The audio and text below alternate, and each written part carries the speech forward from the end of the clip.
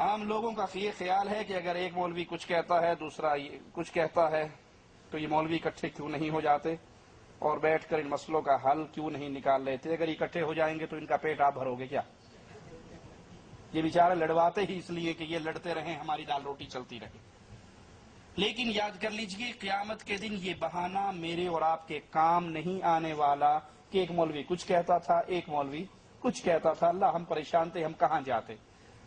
کیا خیال ہے سبزی بیچنے والے دو بندے کی دکان ہے، ایک کہتا 5 روپے کلو، ایک کہتا 4 روپے کلو۔ آپ دیکھ لو جو 4 روپے کلو والا ہے اس کے ٹماٹر گلے ہوئے ہیں، جو 5 والا ہے وہ ایک دم بہترین ٹماٹر ہے۔ تو وہاں جاتے ہو نہیں جاتے؟ کھوپڑی اپنی لڑاتے ہو، دماغ استعمال کرتے ہو، عقل استعمال کرتے ہو، تحقیق کرتے ہو۔ ٹماٹر کے لیے تو عقل استعمال ہو سکتی ہے، اللہ کے دین کے لیے عقل استعمال نہیں ہو سکتی۔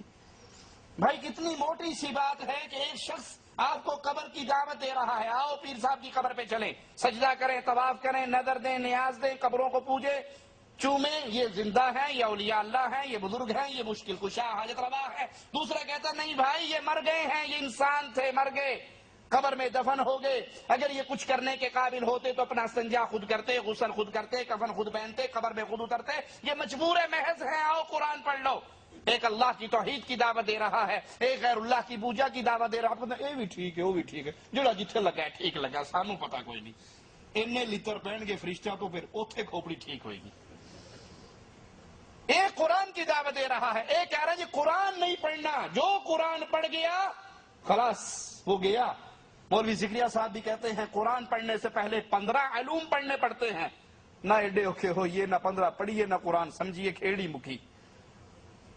ایک آپ کو قرآن کی طرف بلا رہا ہے، ایک آپ کو پیر صاحب کی کتاب کی طرف بلا رہا ہے، ایک آپ کو اللہ کی عبادت کی طرف بلا رہا ہے، دوسرا آپ کو قبر کی عبادت کی طرف بلا رہا ہے۔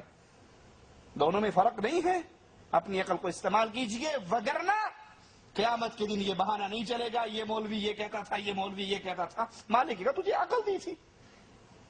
سوچئے آپ میں سے کتنے بھائی ہیں جو ڈرائیور ہیں، کتنے بھائی ہیں جو انجینئر ہیں، کچھ ڈاکٹر بھی ہوں گے۔ کیا خیال ہے ماں کے پیٹ سے نکلتے ہی ڈرائیور تھے، نکلتے ہی انجینئر تھے، نکلتے ہی ڈاکٹر تھے؟ نہیں، پیٹ پالنے کے لیے یہ سارے دھندے میں نے اور آپ نے کیے یا نہیں کیے؟ کیے۔ یہ 60 سالہ زندگی کو آرام دہ بنانے کے لیے تو ہمیں سب کچھ سمجھ آ جاتا ہے، لیکن اس زندگی کو جس میں کبھی موت نہیں آنی آرام دہ بنانے کے لیے ہماری عقل کام نہیں کرتی۔ یہ شیطان کا بہکاوا ہے جو ہمارے لوگوں کے درمیان وہ پھیلاتا ہے۔